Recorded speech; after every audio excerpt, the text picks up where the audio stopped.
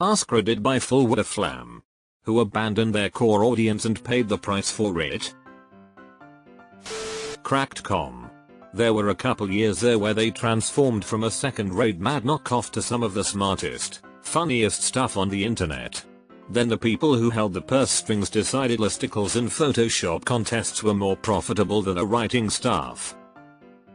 Jason Pargin, aka former Cracked writer and executive editor David Wong, wrote a retrospective about how the greed kinda seeped in, and they'd monetize a little bit and the readership numbers held, so they'd monetize a little bit more, and the numbers held, and a little bit more and just a little bit more until readers hit a breaking point because it was no longer worth it.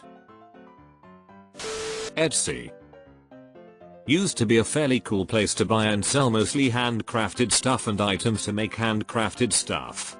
Now it's basically shady Amazon with worse shipping. Everyone seems to be dropshippers and a lot of the more niche crafter artisan things are pushed out and overwhelmed by cheaper, mass-produced goods. I used to love Etsy and now I never even look there. I bought a set of dice about a year ago that were explicitly listed as being handmade in the US. Then I got a tracking number from China. Stumble upon. It was a small website giving you randomized internet pages which I used to browse for hours as they were so fun. Now it turned into Mix and I have no clue what it is. Pretty sure no one uses it and it makes me sad. I miss that site. I moved to Reddit once they changed. I used to get so much entertainment and information from there. I really want a new version. Anyone else remember when the History Channel was about history and not about aliens?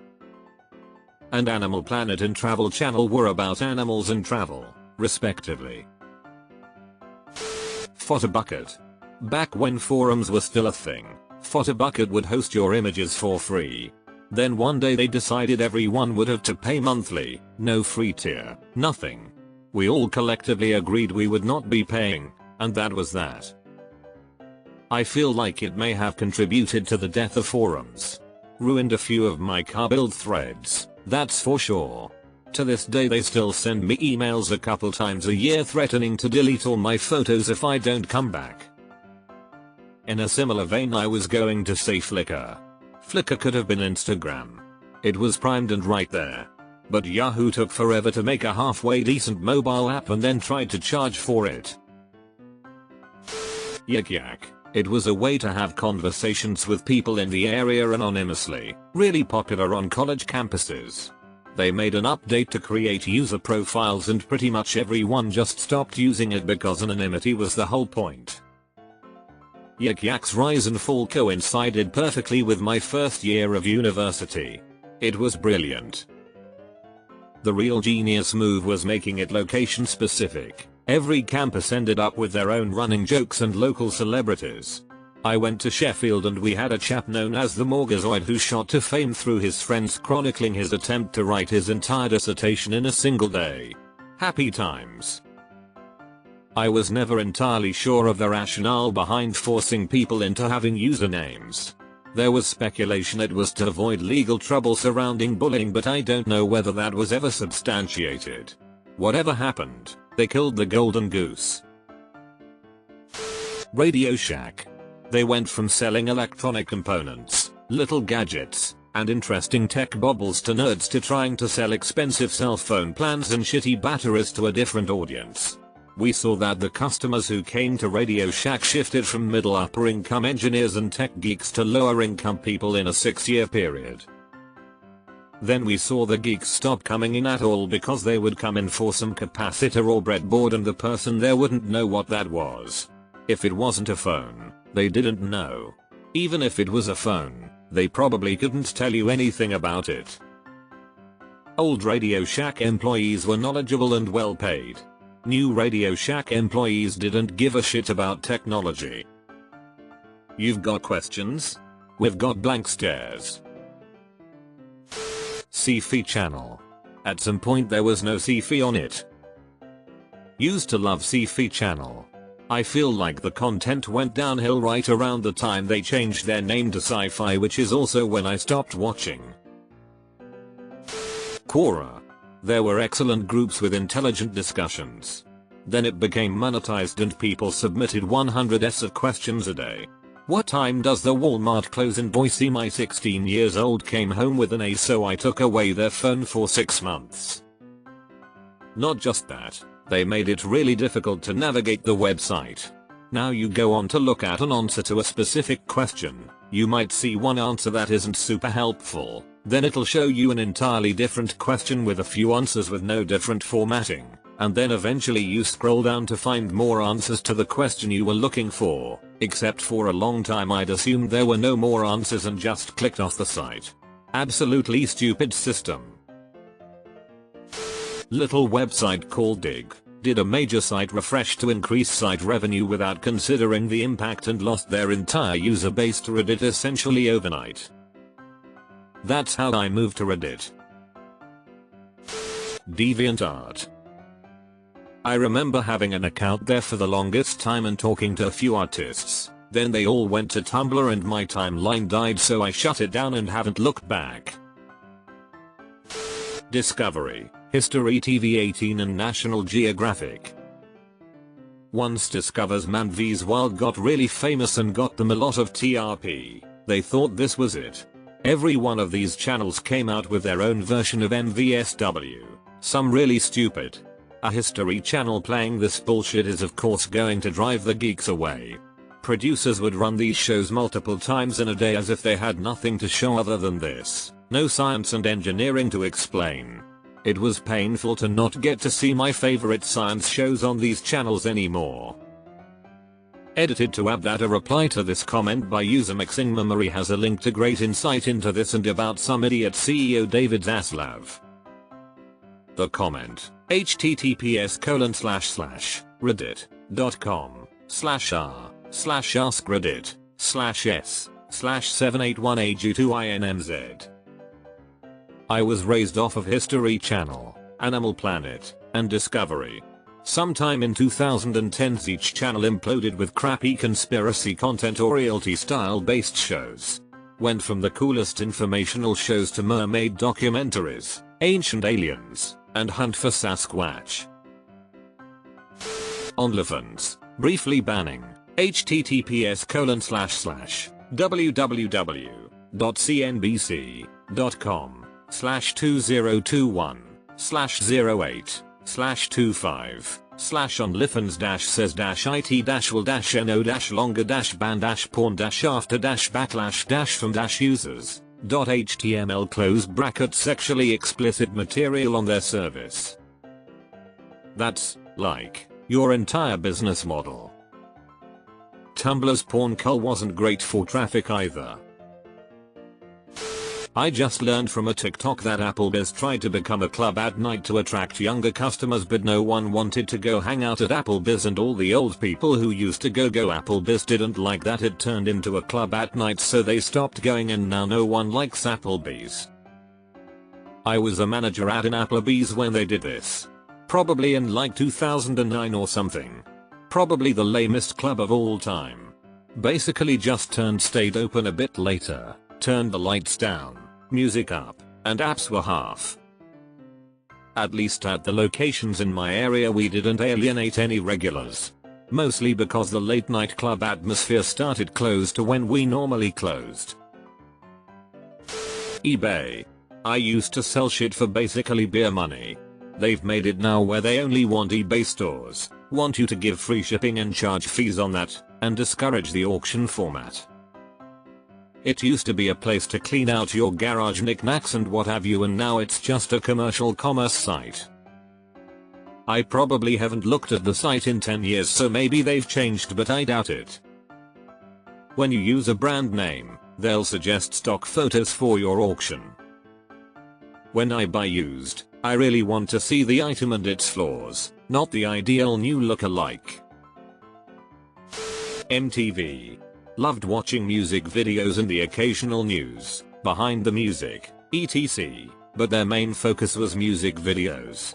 Then, for some insane reason, they ditched their tried and true format and became a reality show nightmare.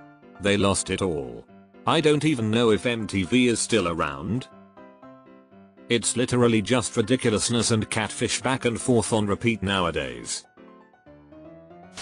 Boeing. Built by engineers, corrupted by Wall Street. Moved their HQ away from Seattle's to Chicago just to get away from listening to engineers. Now to Virginia just by DC to continue their hyper-focus on Washington lobbying. Try licking balls of short-term investors and politicians instead of focusing on innovation and safety. Killed hundreds of people into crashes and lost advantage in all industries, civil aviation, aerospace, and defense. It's a real case study on how a once well-run company can lose its way. Tumblr. What's the deal with this anyway? Wasn't the flight from Tumblr mostly due to them banning NSFW material? I heard that they allow it now because it backfired so spectacularly lol. The NHL. They desperately want to grow the game but make it increasingly more difficult to actually watch them unless you are able to pay for a minimum of 2 subscriptions. The all MLB marketing strategy. If you want to watch every game, you need cable, Apple TV Plus, Prime and an MLB.com subscription. While I'm aware that it's a complex issue to end blackouts, the solution for me is simple. Fix it or they don't get my $sign. Baseball is the only thing that I'll pirate. Blizzard Entertainment. Yeah, that was great. The downfall really was announcement of Diablo on mobile devices and telling their followers they are going to P2W model. Then despite the overwhelming backlash, they kept it going and proceeded to fuck up all their other franchises. I feel like cable television is slowly circling the drain due to abandoning their audience and putting on too many commercials. I tried watching cable at a friend's house recently and was shocked at how many commercials they squeeze into a half-hour show block. It feels like 10 minutes of commercials for every 5 minutes of actual programming. Why fucking bother when I can stream it for cheaper and not have to deal with fucking commercials? Watching older sitcoms on streaming really shows how much ads they've added over the years. Streaming Seinfeld or Friends has a runtime of about 24 minutes, credits included.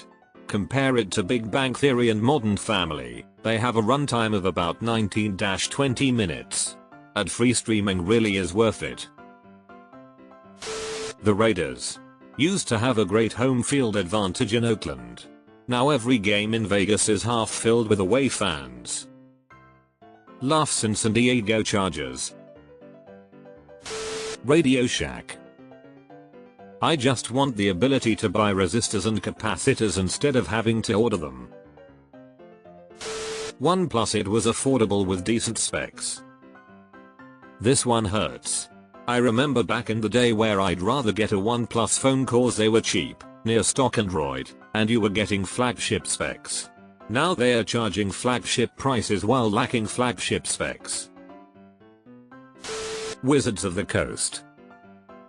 Trying to monetize their open license and destroy competition overnight turned a lot of their community against them. Then just as the dust started to settle, they sent the Pinkertons to threaten a fan because they accidentally sent out some MTG cards pre-release. Sending out Pinkertons on people because of a mistake they made was the absolute cherry on top, literally like 1800s tactics. It was insane. Gwen Stefani. She was considered this very cool musician leading a well-respected band. Then she got stuck in this weird place of her own creation with Harajuku girls, and then when she had nothing else going for her, made her relationship with a country singer her focal point. Most 90s kids no longer associate her with being the badass lead singer of No Doubt anymore. Cartoon Network. Mid-90s CN was the golden age for then kid me. On the one hand, you had cool new shows like The Mask and SWAT Cats. On the other, the entire Hanna-Barbera catalog to fall back on. That was also the time when they created their own iconic stuff like Dexter, Cow and Amp, Chicken, Johnny Bravo and Amp, the Powerpuff Girls. What an era that was. Unity Software. Eagerly seeing how things will ultimately unfold for them and how long it'll take to get there. Looking at you, Creative Assembly, abandoning historical Total Wars and Warhammer 3 in favor of developing a guaranteed dead-on rival hero shooter for the past 2 to 3 years. 6 years apparently. One of the old devs was on Twitter and allegedly hyenas had been developing for nearly 6 years. I'm surprised to not see BlackBerry here. They had cornered the high-paying business users of mobile phones. They wanted to become mass market though and came up with ads like "We are the BlackBerry boys." Got kicked out of both the categories. I wouldn't say that's what killed them though. What killed them was a shitty, slow, outdated OS with very basic apps on devices with a trackpad or whatever they called it. Oh, and having to use their BlackBerry internet service to access the web, which was a compressed low-quality version of the internet. This while their competitors were coming out with full-featured touchscreen devices, full apps and no BIOS requirement. Volition rebooting Saints Row fits the bill. They removed tons of elements from the earlier games that fans loved, and allowed the change to become a core aspect of the game's pre-launch promotion. The result was a game that reviewed and sold poorly, and Volition closing its doors a year after release. Definitely this. Saints Row was originally touted as a cheap GTA knockoff. The later installments blew that idea out of the water by having a completely batshit insane game of pure chaos. Volition completely ignored that and produced a cheap GTA knockoff. ESPN. It's all talking heads yelling at each other with ridiculous takes or stories about LeBron's shoes. Gone are the days you can turn that channel on and find out what happened in sports that day. In addition, a bunch of people think they are too woke so they won't watch either. I used to watch Sports Center every morning before school, back in the days of Dan Patrick, Stuart Scott, Linda Cohn. I'm not sure what happened, but somewhere along the way somebody got it in their head that what people really wanted was Stephen A. Smith's brand of louder equals right. True Blood went from an atmospheric southern vampire drama with dark humor and interesting characters to a hot mess with enough mythical creatures scurrying about that it was like a box of Lucky Charms sprang to life and started terrorizing a town. It got so dumb I don't even know how it ended. Halo. They keep trying to appeal to the broader audience instead of just doing what their fans love. The director literally said Halo is competitive at its core, which is completely fucking wrong. Everyone who was a part of Bungie Halo knows that at its core, it's just for fun. Being a shooter, of course it gets competitive, but that's never been the heart of Halo. It's literally dead now. Halo hasn't been mainstream since 343 took and ruined it. There used to be competition between COD and Halo. Now nobody even knows what Halo is.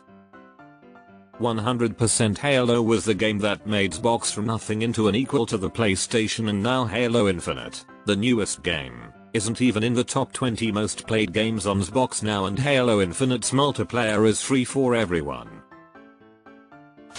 This YouTuber called Ray William Johnson. Guy was one of the top YouTubers with a huge following, and then abandoned most of his shows to chase bigger roles in showbiz. Probably by design. RWJ was of a time when YouTube was seen as a stepping stone, and not necessarily a destination for to make a career. The Witcher series, or any beloved franchise where directors and writers think they can do better than the source material.